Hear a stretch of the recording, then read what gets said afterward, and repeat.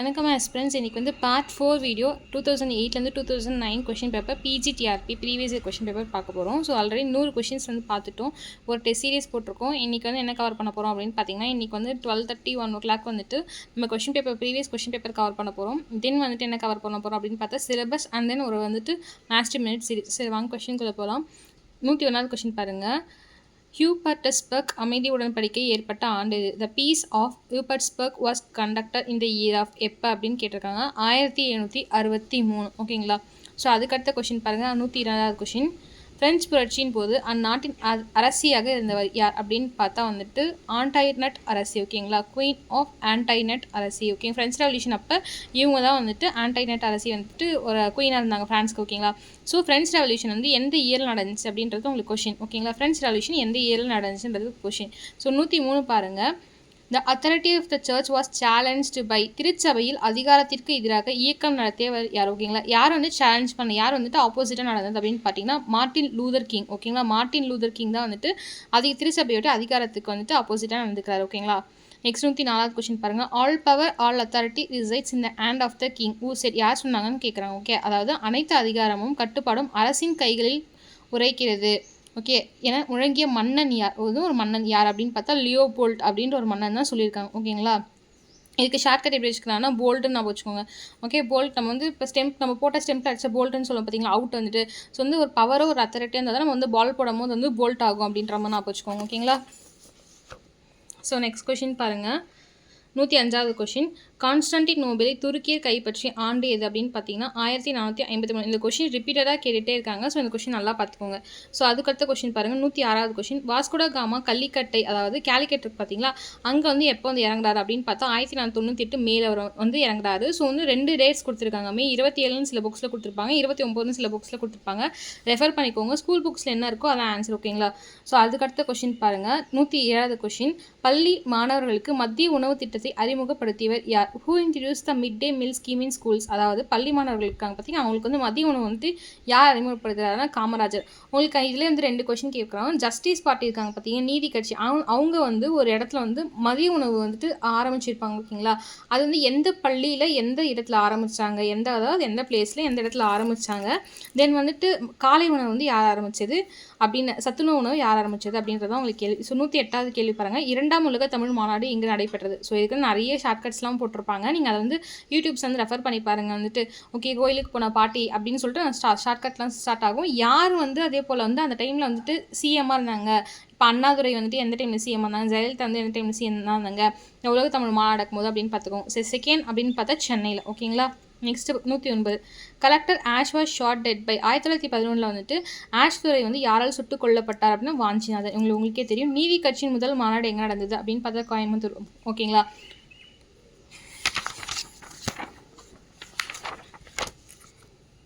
So 111வது question பாருங்கள். ஊமைதுரை யாருடைய சகோதரர் அப்படின்னு பார்த்தா கட்டபொம்மனுடைய சகோதரர். Oomaidurai was the brother of Kattabomman. Vellore mutiny took place இந்த இயர் ஆஃப். வேலூர் கழகம் நடைபெற்ற ஆண்டு 1806. நீங்கள் இப்போ யோசிப்பீங்க என்னடா இவ்வளோ கொஷின்ஸ் ஈஸியாக இருக்குன்னு சொல்லிட்டு, ஆனால் இப்போ இப்படி வராது, கொஞ்சம் டஃப்பாக தான் கேட்பாங்க. ஸோ தலைக்கோட்டை போரில் தோற்கடிக்கப்பட்ட அரசு எது? Which kingdom was defeated in the battle of Talikota. அதாவது தலைக்கோட்டை போரில் வந்து தோற்கப்பட்ட அரசு எது அப்படின்னு பார்த்தீங்கன்னா விஜயநகர். ஓகேங்களா. ஸோ 114வது கொஷின் பாருங்கள். The famous Nayak ruler of Madurai was. Madurai ஆண்ட புகழ்மிக்க நாயக்க மன்னன் யார் அப்படின்னு பார்த்தா திருமலை நாயக்கர். ஓகேங்களா. ஆனால் விஸ்வநாத நாயக்கர் யோசிப்பீங்க. விஸ்வநாத நாயக்கர் வந்து ரொம்ப இம்பார்ட்டன் தான். திருமலை நாயக்கர் மூலியமாக தான் விஸ்வநாத நாயக்கர் வருவார். ஓகேங்களா. அதை ஞாபகம் வச்சுக்கோங்க. Who built the Vaikuntha Perumal temple at Kanchi. காஞ்சியில் உள்ள வைகுந்த பெருமாள் கோயிலை கட்டியவர் யாருன்னா நந்திவர்மன். ஓகேங்களா. இப்போ வந்து ஞாபகம் வச்சுக்கோங்க, ஷார்ட்கட்காக சொல்கிறேன். ஓகேங்களா. வைகுந்த பெருமாளுடைய கோயிலில் ஒரு நந்தி இருக்கும். சிவன் கோயிலில் மட்டும் இருக்காது, வைகுந்த பெருமாள் கோயிலையும் நந்தி இருக்கும் அப்படின்னு சொல்லிட்டு ஞாபகம் வச்சுக்கோங்க. ஸோ வந்துட்டு Kanthalur Salai was defeated by. Okay, Kanthalur Salai யாரால் தோற்கடிக்கப்பட்டது அப்படின்னு பார்த்தா முதலாம் ராஜராஜன். இந்த சோழாஸ் சேராஸ் இம்பீரியல் சோழாஸ்லாம் படிப்பீங்க பார்த்தீங்களா, பிற்கால சோழன் முற்கால சோழன், அதுக்கப்புறம் சேரர்கள் பல்லவர்கள் பாண்டியர்கள். இதை படிக்கும் போது க்ரனாலஜிக்கல் ஆர்டர் ரொம்ப இம்பார்ட்டன். முடிஞ்ச க்ரனாலஜிக்கல் ஆர்டர் ஷார்ட்ஸ் கூட போடுறேன். நீங்கள் யாரும் இது கேட்கல ஆக்சுவலாக மேம் இந்த ஷார்ட்கட் வேணும் இது அதனால இனிமேல் போடாமல் இருக்க, வெறும் கொஷின்ஸ் மட்டுமே நம்ம ரிவைஸ் பண்ணிட்டு இருக்கோம். உங்களுக்கு ஏதாவது க்ரனாலஜிக்கல் ஆர்டர் ஷார்ட்கட்டோ இல்லை வந்து எனக்கு இது வந்து படிக்க ரொம்ப டிஃபிகல்ட்டாக இருக்குது, எனக்கு இதுக்கு வந்து ஷார்ட்கட் தேவை அப்படின்னு சொல்லிட்டு கேட்டிங்கன்னா கண்டிப்பாக நம்ம அப்லோட் பண்ணுறோம். எவ்வளோ ஒர்க்கில் இருந்தாலும் நான் கண்டிப்பாக அப்லோட் பண்ணுறேன். So who built the temple of Kannagi. Okay, கண்ணகிக்கு கோயில் கட்டியவர் யாரை பார்த்தா சேரன் செங்குட்டுவன். நீங்கள் தமிழில் வந்து படிச்சிருந்தாவே தெரியும் சிலப்பதிகாரம். நெக்ஸ்ட் கொஸ்டின் 118வது கொஸ்டின் பாருங்கள். அலகாபாத் தூண் கல்வெட்டில் குறிப்பிட்டுள்ள பல்லவ மன்னன் யார்? Which Pallava king is mentioned in Allahabad pillar inscription? இந்த அலகாபாத் தூண் கல்வெட்டு வந்துட்டு 33 லைன் இருக்கும், அது நாகிரி வடிவமில் இருக்கும். நெக்ஸ்ட் ஹரிசேனர் வந்து இது இருப்பார், சமுத்திரகுப்தா டைமில் வந்துட்டு வைப்பாங்க மன்னன். ஓகே, அதில் வந்து எந்த பல்லவ மன்னன் இருந்தார் அப்படின்னு பார்த்தீங்கன்னா விஷ்ணு கோப்பன். ஓகேங்களா, விஷ்ணு கோப்பன் நல்லா வச்சுக்கோங்க, இந்த கொஸ்டின் கேட்கறதுக்கு வாய்ப்பு இருக்குது. ஸோ 110வது கொஸ்டின் பாருங்கள். In 1971 India concluded the treaty of peace friendship cooperation with which country? 1971 எந்த நாட்டுடன் இந்தியா அமைதி நட்பு மற்றும் கூட்டுறவு உடன்படிக்கையை இந்தியா மேற்கொண்டதுன்னு கேட்குறாங்க. ஸோ என்னென்னு பார்த்தீங்கன்னா ரஷ்யா தான். ஓகேங்களா, யூஎஸ்எஸ்ஆர், அதான் வந்து சோவியன் ரஷ்யா தான் சொல்லுவாங்க. ஓகேங்களா, United States Soviet Russia. So வந்து 120வது கொஸ்டின் பாருங்கள். இந்த கொஸ்டின் ஆல்ரெடி கேட்டிருக்காங்க ஆக்சுவலாக.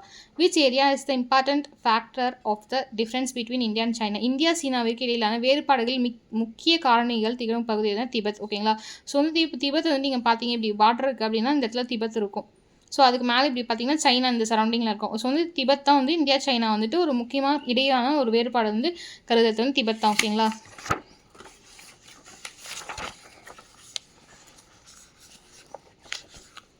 ஸோ அடுத்த கொஸ்டின் பாருங்க. 121வது கொஸ்டின். இந்தியாவில் வங்கிகளை தேசியமயமாக்கியவர் யார் அப்படின்னு பார்த்தா இந்திரா காந்தி தான். ஸோ உங்களுக்கே தெரியும். ஸோ இந்த 20s அந்த வந்து இந்திரா காந்தியை பற்றி படிக்கும்போது நீங்கள் ஆக்சுவலாக வந்துட்டு நான் காந்தி நேரா வந்து நேற்று உங்களுக்கு ப்ரிப்பேர் பண்ணி வச்சுருந்த ஒரு வீடியோ க்ரானாலஜிக்கல் ஆர்டரில் வந்துட்டு வெறும் பேசிக் மட்டும் தான், நீங்கள் உள்ளே படிக்கிறது தான் ஃபுல்லாக படிக்க டிப்தா. ஸோ அதே போல் இந்திரா காந்தி வந்து இந்த 20s ப்ரோக்ராம், அதுக்கப்புறமேட்டுக்கா வந்துட்டு அந்த பேங்க் வந்து நேஷனலைஸ் ஆகிறது இதெல்லாம் வந்து எழுதி வச்சிருக்கேன், உங்களுக்கு அப்லோட் பண்ணுறேன். ஓகேங்களா, இந்திரா காந்தி. 122வது கொஸ்டின் பாருங்கள்.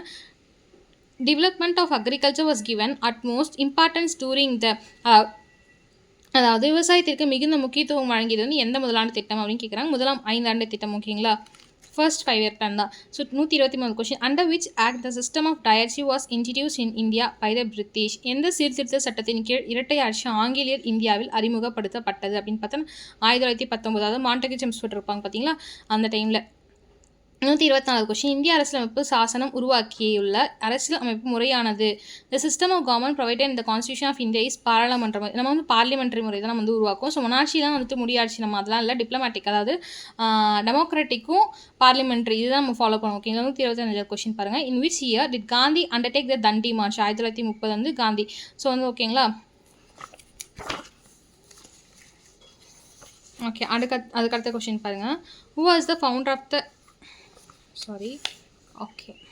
Who was the founder of the Indian National Congress அப்படின்னு பார்த்தா வந்துட்டு யாருன்னா இந்தியன் நேஷனல் காங்கிரஸ். ஐஎன்ஏ வந்து ஒரு ஐஎன்சின்னு நினச்சிக்காதீங்க, ஐஎன்சி வந்து இல்லை, ஐஎன்ஏ அதாவது இந்திய தேசிய ராணுவத்தை தோற்றுவித்தார் சுபாஷ் சந்திர போஸ்.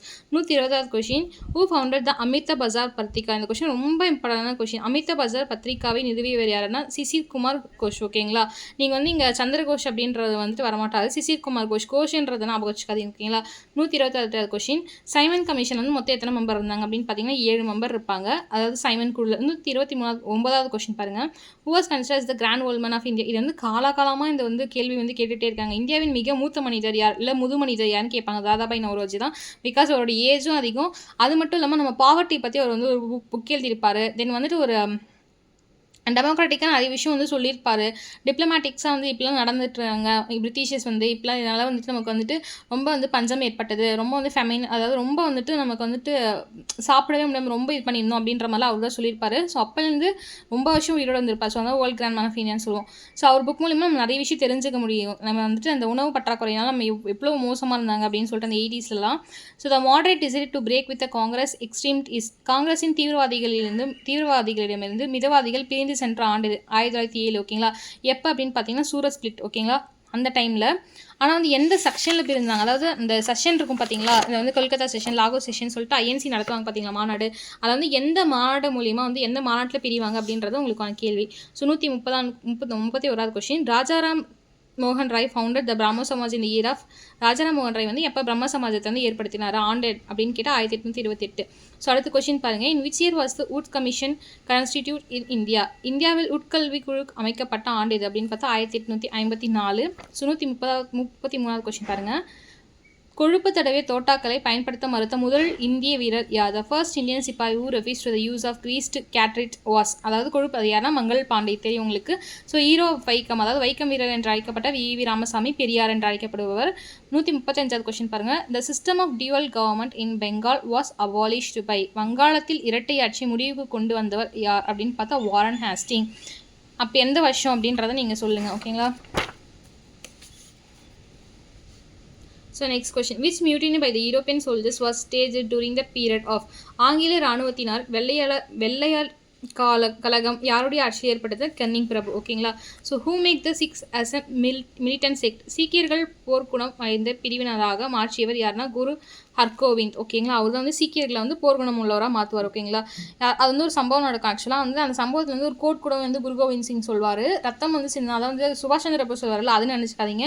நீங்கள் வந்து ரத்தம் சின்னாதான் நம்மளால் வந்துட்டு முன்னேற முடியும் அப்படின்னு சொல்லிட்டு சொல்வார். ஓகே. எனக்கு நாலாப்புறமும் வந்து இந்தியர்களை வந்து தாங்க அப்படின்ற மாதிரி சொல்லியிருப்பார். ஓகேங்களா. நெக்ஸ்ட் போர்ச்சுகீஸ் ஆக்குபைட் கோவா இந்த இயர் ஆஃப், அதாவது போர்ச்சுகீஸர்கள் வந்து கோவாவை எப்போ ஆக்கிரமிச்சாங்க அப்படின்னு பார்த்தா, அதாவது அல்மெய்டான்னு சொல்லுவாங்க பார்த்தீங்களா, அல்மெய்டா அல்புபக்கர்னு சொல்லிட்டு 2 பேர் இருப்பாங்க. ஓகேங்களா.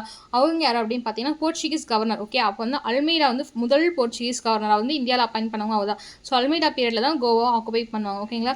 139வது question whose reign was called as golden age of the Mughals யாருடைய ஆட்சி காலம் முகலாயர்களின் பொற்காலம் என்று அழைக்கப்படுகிறது அப்படின்னு பார்த்தா ஷாஜகான். 140வது கொஸ்டின் பாருங்க which Mughal king prohibited the practice of sati வழக்கத்தை தடை செய்த முகலாய மன்னன் யார் அப்படின்னா அக்பர். ஏன்னா இதை நீங்கள் படிக்காமே போடலாம். மேக்ஸிமம் அவர் தான் நிறைய நல்ல விஷயம் செஞ்சிருப்பாரு. மற்றவங்களும் செஞ்சிருப்பாங்க. பட் ஹிந்துக்கள் ரஜபுத்திரர்களுக்கு வந்து நல்ல விஷயம் செஞ்சாங்க அப்படின்னு பார்த்தா அக்பராக தான் இருப்பாங்க. 147வது question who helped the Sangama brothers to found Vijayanagara empire அப்படின்னு பார்த்தீங்கன்னா விஜயநகர பேரரசை துவங்க சங்கம சகோதரர்களுக்கு உதவியர், அதாவது ஹரிகரா புக்கான்னு சொல்லுவோம் பார்த்தீங்களா, சங்கம வம்சத்தை உருவாக்கினவங்க தான். அவங்களுக்கு உதவியவர் யாருன்னா வித்யாரண்யர். இது வந்து சுவாரஸ்யமான ஒரு ஸ்டோரி இருக்குது. அது என்ன அப்படின்னு பார்த்தீங்கன்னா வித்யாரண்யர் யார் அப்படின்னு பார்த்தா அவர் வந்து ஒரு துறவி. ஓகேங்களா. அந்த துறவி வந்து என்ன பண்ணுவார் அப்படின்னு பார்த்தா அவர் வந்து சங்கம வம்சம் வந்து நிறுவனம் அப்படின்னு சொல்லிட்டு அவர் தான் வந்து ஹரிகரருக்கும் புக்கருக்கும் ஒரு ஐடியா தருவாங்க. இந்த மாதிரி வந்து இந்துக்கள் வழித்தோன்றல் வந்துட்டு நம்ம வந்து இருக்கோம். ஸோ வந்து நம்ம வந்துட்டு அந்த டெல்லி சுல்தானேரி கீழே தான் வந்து பண்ணிட்டு இருப்பாங்க இவங்க. ஆனால் வந்துட்டு நம்ம வந்து உருவாக்கணும் அப்படின்னு சொல்லிட்டு ஏதோ ஒரு ஐடியா கொடுப்பாரு. அந்த ஐடியாவோட கீழே தான் வந்துட்டு சங்கம வம்சத்தை வந்து உருவாக்குவாங்க ஹரிகரர் புக்கர் 2 பேரும் சேர்ந்து. The Portuguese governor in India who concluded the friendship treaty with Krishnadevaraya during 1511 AD was கிபி 1511 கிருஷ்ணதேவராய நட்பு உடன்படிக்கையை ஏற்படுத்திய போர்ச்சுகீஸ் ஆளுநர் யாரு? ஸோ இங்கே பாருங்க டி அல்மெய்டா தான். ஓகேங்களா. ஏன் அப்படின்னு பார்த்தா 10 நான் ஆல்ரெடி சொல்லியிருக்கேன். அவன் வந்து 10லேருந்து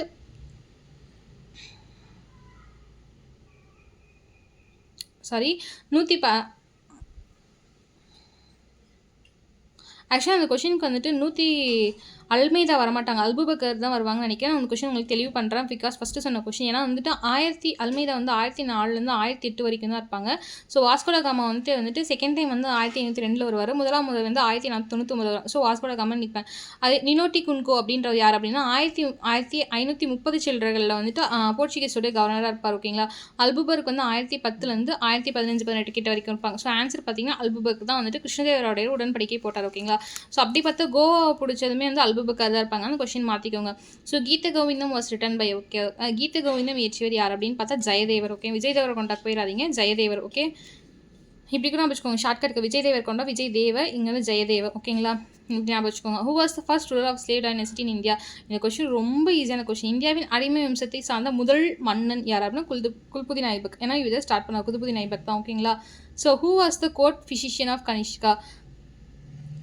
கனிஷ்கரின் அரசவை மருத்துவராக இருந்தவர் யார் அப்படின்னா சாரகர். ஓகேங்களா. மருத்துவர் சாரகர். ஓகே. ராரா இப்படி ஞாபகம் வச்சுக்கோங்க.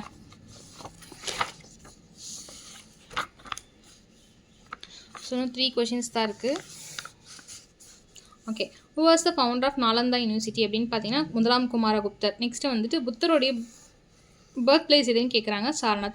ஓகேங்களா. இந்த கொஷின் ஒரு டைம் கன்ஃபார்ம் பண்ணிக்கோங்க. தென் இன்னொரு கொஷின் இதிலே கேட்குறேன். 147வது கொஷினுக்கு குருநானக் இருக்கார் பார்த்தீங்களா, அவருடைய பிறந்த ஊர் எது அப்படின்னு சொல்லிட்டு சொல்லுங்கள். ஓகேங்களா.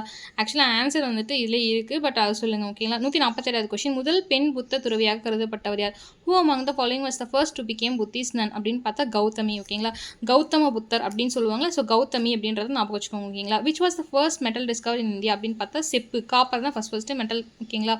So mount of the dead, அதாவது இறந்தவர்களின் மேரி என்று அழைக்கப்படும் இடம் எது அப்படின்னு பார்த்தீங்கன்னா மொகஞ்சதார். ஓகேங்களா. இங்கே ஹராப்பால தான் தானியம் இருக்கும். லோத்தல் அப்படின்றது வந்து துறைமுகமாக இருக்கும். காலிபங்கன்றது குஜராத்தில் இருக்கக்கூடிய ஒரு ஊராக இருக்கும். ஓகேங்களா. ஸோ இது படிக்கும் போது ஆக்சுவலாக வந்து ரொம்ப இம்பார்ட்டண்டாக பார்த்தீங்கன்னா 10 யூனிட் இருக்கும். நம்ம வந்து எப்பவுமே என்ன யோசிப்போம்னா வந்து இந்த ஃபஸ்ட்லேருந்து யூனிட்ஸ் படிச்சுட்டே வந்துடும். ஏன்னா டிஎன்பிசிக்கு நீங்கள் பார்த்தீங்கன்னா வந்து சிந்து சமவெளி நாகரிகம் ஆகட்டும், ஐஎன்எம் ஆகட்டும், ஐஎன்சி ஆகட்டும், அது மட்டும் இல்லாமல் வந்துட்டு காந்திநகர் ஆகட்டும், இது எல்லாமே நம்ம ஆல்ரெடி படிச்சிருப்போம். ஸோ வந்து 6th யூனிட் கிட்டலாம் வந்து 5th யூனிட் 4th யூனிட்ல இந்த கார்ன்வாலிசம், வாய்ஸ்ராய் அவங்கள பற்றி சும்மா லைட்டாக லைட்டாக படிச்சிருப்போம், டிஎன்பிசிக்கு படிச்சிருக்கிறதா இருந்தால். ஆனால் வந்து நம்ம படிக்காத ஒரு யூனிட் அப்படின்னு பார்த்தீங்கன்னா பல்லவா சேராஸ் கூடமே ஓரளவு கவர் பண்ணியிருப்பீங்க. அந்த 9th 10th unit almost 8th கூட சொல்லிக்கலாம்.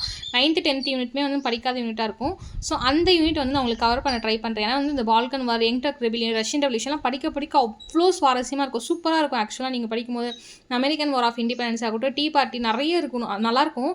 அது வந்து ஆக்சுவலாக வந்துட்டு அந்த மாஸ்டர் மினிட்ல வந்து உங்களுக்கு கவர் பண்ணுறேன், சூப்பராக இருக்கும் ஆக்சுவலாக. ஓகேவா? அதை வந்து கவர் பண்ணுறேன். Thank you husband. சப்போர்ட் பண்ணுங்கள், சப்ஸ்கிரைப் பண்ணுங்கள், லைக் பண்ணுங்கள், கமெண்ட் பண்ணுங்கள், ஷேர் பண்ணுங்கள். Tata, bye by.